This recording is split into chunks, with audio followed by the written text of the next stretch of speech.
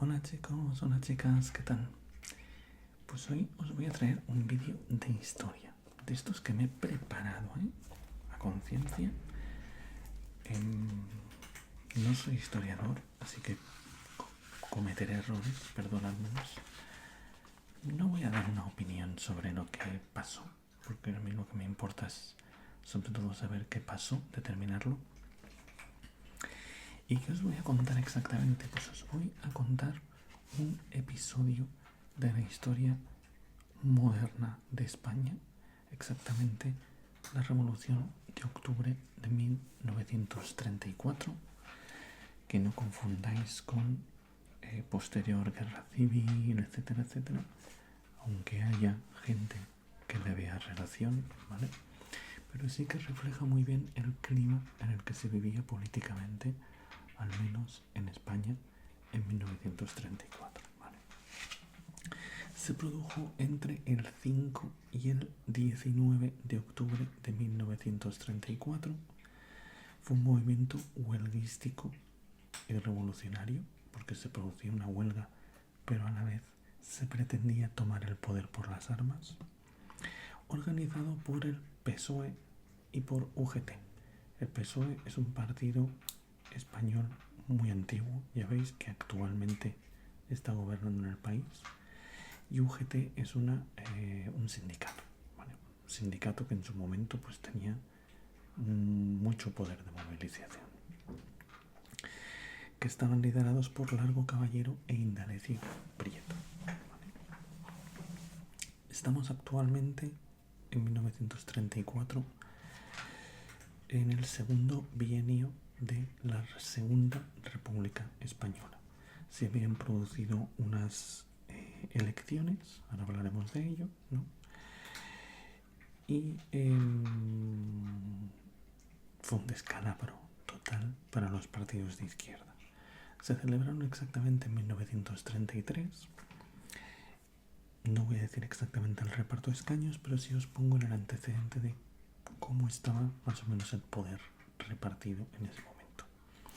Tenían 102 diputados el Partido Republicano Radical de Alejandro Lerroux, que aunque tenga ese apellido de Partido Republicano Radical, era radical en cuanto a ser republicano y no monárquico, ¿vale? España había echado a sus monarcas hacía muy poquito, pero más bien este señor lo que pretendía era coger todas las reformas que habían hecho en el primer bienio de la Segunda República, Manuel Azaña, moderarlas, ¿vale? Modificarlas, manteniendo los principios básicos de cuando se había constituido la República, pero tratando de incorporar a la República a aquellos partidos que no se declaraban abiertamente monárquicos, tampoco se declaraban abiertamente republicanos, como podían ser, por ejemplo, el Partido Agrario o la CEDA, que era la Confederación Española de Derechas Autónomas. Bien, el Partido Agrario tenía 30 diputados en ese momento, accedió a darle sus diputados, o sea, a darle su apoyo a la hora de formar gobierno, incluso puso a un ministro. También los liberales demócratas tenían 9 diputados, también accedieron a entrar en el gobierno y nombraron a un ministro. Y luego estaba la CEDA, ¿vale?, que tenía 115 diputados, ni más ni menos, liderada por José María Gil Robles, que sí que le dio su apoyo al Partido Republicano Radical para gobernar, pero no quiso entrar en el gobierno. Precisamente en este partido es donde está la clave de los acontecimientos que se van a desarrollar más adelante. ¿Qué es exactamente la CEDA? ¿Cómo podríamos definirlo? ¿Qué defendía? Pues básicamente se formó, y leo literalmente, como el partido que defendía la afirmación y defensa de la civilización cristiana. Ya vamos viendo por dónde va. Es un partido conservador de la Iglesia y autoritario.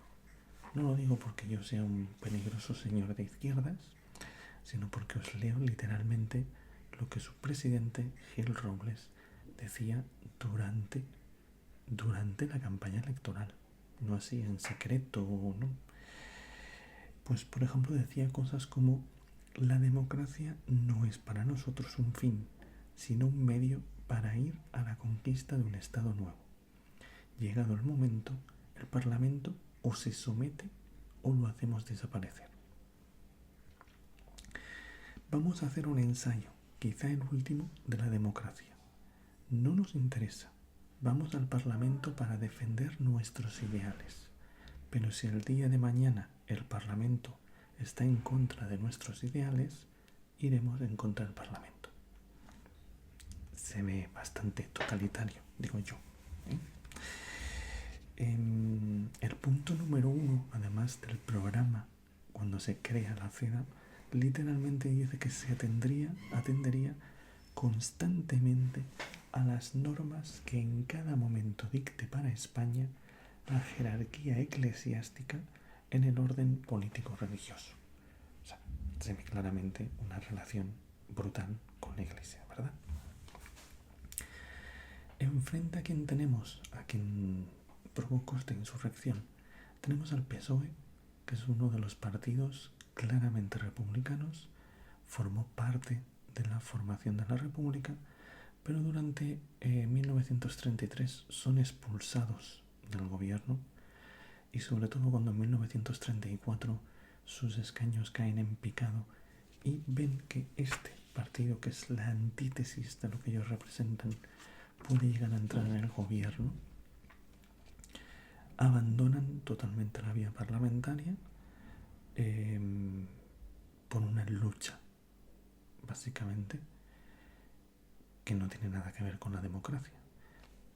Y para que veáis que no soy un señor peligrosamente de derechas que odia al PSOE, os digo lo que su presidente también declaraba. Que conste bien, el Partido Socialista va a la conquista del poder, y va a la conquista, como digo, legalmente, si puede ser. Nosotros deseamos que pueda ser legalmente, con arreglo a la Constitución, y si no, como podamos. O también decir: para lograr el triunfo es preciso luchar en las calles con la burguesía. ¿Debo decir algo más? Vale. Pues el PSOE precisamente y UGT, como elemento sindical, lo que amenazan es al Partido Revolucionario de que si en algún momento el CEDA, este partido, entra en el gobierno, es decir, tiene ministros, ellos van a provocar una huelga de insurrección total, ¿vale? Es la amenaza que hacen, y esto se produce en octubre de 1934, después de tener que reformar varias veces el gobierno por dimisiones de ministros. El CEDA parlamentariamente tenían su razón, tenían 115 diputados, más que los 102 del Partido Republicano Radical. Les pide tener unos ministros, y el Partido Republicano Radical cede, ¿vale? Y les da 3 ministerios. 3 ministerios que son el de Agricultura, el de Trabajo. No les da unos ministerios súper importantes de Defensa, de Economía, ¿vale? Pero les da 3 ministerios, y a partir de aquí es cuando el PSOE y UGT cumplen su amenaza y provocan esta huelga. La división dentro de UGT existía, ¿vale? Existía. El anterior presidente, en realidad, de UGT defendía no hacer esa acción, pero al final, tras unas votaciones, acaba cediendo incluso su puesto, y UGT forma parte, junto con el PSOE, del liderar, entre comillas, porque ahora hablaremos de lo de liderar, la insurrección. El clima internacional, además, era muy propicio para que esto se produjera. ¿Por qué? Pues lo primero, recordad que en 1933 Hitler acababa de subir al poder. El Congreso del Partido Nazi, precisamente el presidente de la CERA, este señor José María Gil Robles, estuvo presente como invitado. Incluso dijo que tenían varias cosas en común con el partido nazi y entre otras pues que eran antimarxistas y que estaban en contra de la democracia liberal y parlamentaria.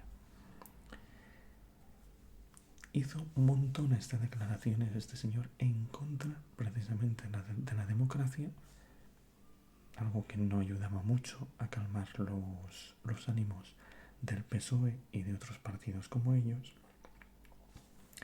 En 1934 además aparece la Falange Española, un grupo totalmente violento. No solamente produce apaleos, asesinan a tiros a uno de los dirigentes socialistas, ¿vale? Los resultados de las elecciones, que evidentemente les hacían ver que podían perder totalmente todas las modificaciones de leyes e incluso el poder a largo plazo para las izquierdas, y como ya vemos en las declaraciones que hacía el presidente del PSOE, lo que querían era el poder. Ya dice aquí, con arreglo a la Constitución, y si no, como podamos. Y aparte, en febrero de 1934 se había producido un hecho también en Austria, donde gobernaba un dictador social cristiano llamado Dollfuss, ¿vale? Que comenzó a apretarle las tuercas de todas las formas posibles al Partido Socialista de allí, ¿vale? Registros en sus sedes, en sus periódicos, ataques vandálicos contra las sedes, al principio con una reacción nula, ¿vale? Los socialistas dejaron hacer, no querían recurrir a la violencia, hasta que al final pues, recurren a la violencia, ¿vale? Son aplastados totalmente. No se sabe la cantidad de muertos que hubo, pero el resultado final fue que los socialistas fueron prohibidos, sus periódicos también fueron prohibidos, muchos de ellos encarcelados o tuvieron que huir del país, y el Estado totalitario ganó muchísimo peso en Austria. Viendo que esto podía pasar en España, fue uno más de los motivos por los cuales se llegó a declarar esta huelga. ¿Cuál fue el resultado? Bueno, aquí sí que tengo que yo poner una palabra, pero que coincide con lo que creo en los hechos pasó y los historiadores os pueden contar, que es que fue un desastre, ¿vale? ¿Por qué fue un desastre? Pues por muchos motivos. Falta de preparación militar, falta de armas, falta de dirección, ¿vale? Se intentó hacer múltiples compras de armas, pero fracasaron estrepitosamente. Muchas fueron incautadas mucho antes de que empezara por la Guardia Civil. Muchos otros agentes fueron engañados totalmente, pero al final no se pudo proveer de armas suficientes. Evidentemente disponían de un montón de gente obrera que quería participar, pero tenían una preparación militar nula. Consideraban que era posible, algo que me parece absurdo visto desde hoy, que parte de los militares se unieran a ellos en Madrid, y evidentemente ningún militar se unió a este acto.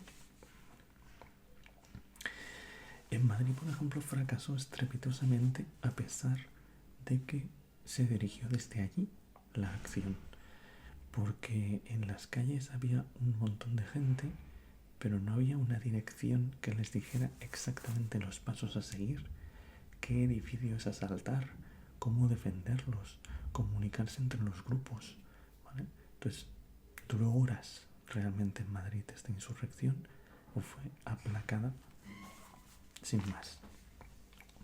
En las zonas interiores de España el fracaso también fue absoluto, sobre todo porque hubo muy poca participación, ya que en los años anteriores, sobre todo en el año 33, CNT, que es uno de los principales o el principal sindicato anarquista en España, ya había convocado varias huelgas en el campo. Y esas huelgas habían producido una represión, evidentemente, por parte del Estado, con un montón de encarcelados, un montón de muertos y un montón de gente que había tenido que irse de su pueblo. Y por lo tanto, cuando se desató esta, los que quedaban ya no tenían fuerzas para realmente volver a declarar una huelga de este estilo. ¿Vale? Ten en cuenta que las huelgas de 1933 no son las huelgas de ahora. O sea, ahora cuando la policía carga y alguien sale sangrando, nos podemos escandalizar. Pero allí es que la gente perdiera la vida era lo normal. ¿Vale? ¿Qué más cosas les hicieron no tener la fuerza suficiente? Pues por ejemplo en el País Vasco, que en aquel momento era el centro industrial mayor que tenía España, conjuntamente con Cataluña, el Partido Nacionalista Vasco y su correspondiente sindicato no la apoyó. Y no la apoyó por un motivo muy claro. Ellos eran un partido cristiano, totalmente en contra de los ideales del socialismo. Así que perdieron un fuerte apoyo, porque allí tenía un fuerte apoyo el Partido Nacionalista Vasco y su sindicato. Donde realmente hubo un seguimiento grande y que puso en jaque al Estado, pues hubo principalmente, aparte del País Vasco, que realmente hubo un seguimiento y hubo fallecimientos, ¿vale? En Cataluña, donde literalmente lo que sucedió fue que el presidente de la comunidad de Esquerra Republicana, que es otro partido, Esquerra Republicana de Cataluña, declaró el Estado federado catalán. No es que declarara exactamente la independencia, pero sí que dijo literalmente que no reconocía a los que en ese momento estaban gobernando en España. Era como si declarara un Estado dentro de España y que no obedecería las órdenes del Estado español, y que todo el mundo que estuviera en Cataluña lo que tenía que hacer era obedecer las órdenes de la Generalitat, que es la institución que gobierna en Cataluña. Esto produjo una inmediata declaración del estado de guerra por parte del gobierno español. Enviaron al ejército. Hubo una cierta resistencia, aunque no demasiada, pero hubo una cierta resistencia. Acabaron con el golpe, encarcelaron a Companys, se suspendió totalmente el gobierno autonómico, ¿vale? Para que no pudiera volver a suceder, y finiquitado el asunto. En las cuencas mineras de León, de Palencia, etc., pues sí que hubo asaltos a cuarteles de la Guardia Civil, pueblos que se declararon autónomos y anarquistas, tuvieron que enviar al ejército, tuvieron que enviar artillería, tuvieron que bombardearlos con aviones, ¿vale?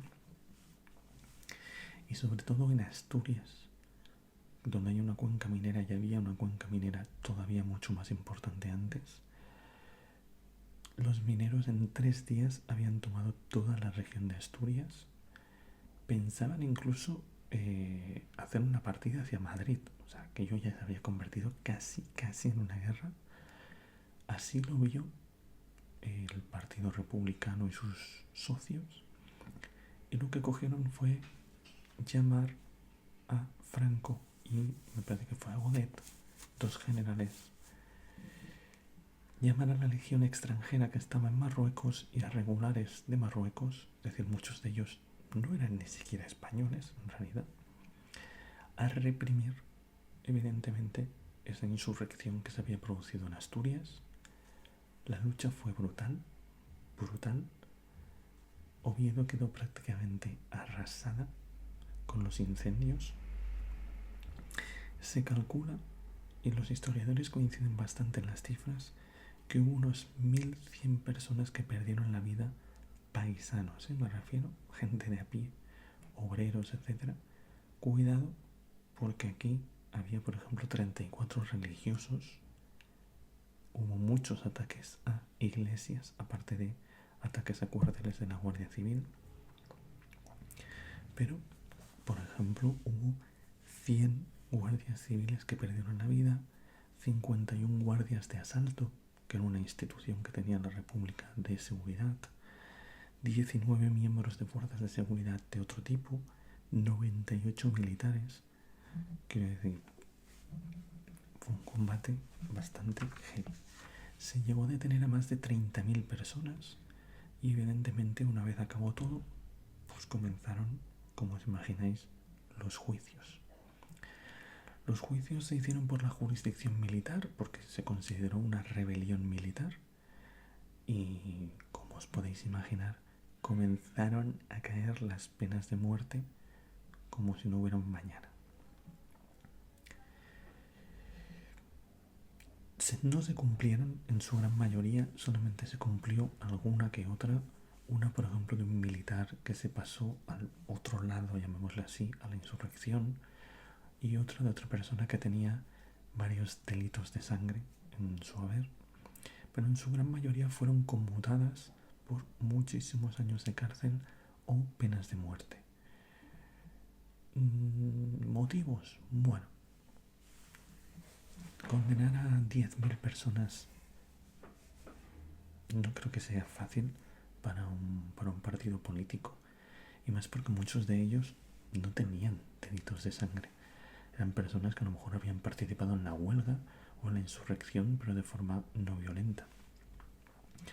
Segundo, hacía nada, un año, que precisamente era una de las crisis de gobierno que había habido, se había indultado a unos militares que en el año 1932 habían intentado dar un golpe de estado fallido y nefasto también, porque es que el gobierno ya sabía hasta el día y la hora en el cual se iba a decretar, con poquísimo seguimiento por parte de los militares, pues por presión precisamente del CEDA se les había dado un indulto. Entonces, si indultas a unos que acaban de intentar dar un golpe de estado, tampoco puedes ser durísimo con otros que intentan dar un golpe de estado. No tenía mucho sentido. Y os digo que en general, por lo que he leído, la mayoría de historiadores no consideran que tengan como un punto de inflexión que condujera a la Guerra Civil Española, pero sí que sirve para que veáis un poco el clima en el cual se movía la política y la sociedad española en los años 30, años súper convulsos en toda Europa y que me encanta leer sobre ellos, ¿vale? Perdonad todos los errores de fechas, nombres o actos que haya dicho, ¿vale? Los podéis dejar en comentarios sin ningún problema, y si veo que es así, rectifico. Y espero que os haya gustado, os haya entretenido, aunque sea un tema un poco durillo, ¿vale? Hasta otra.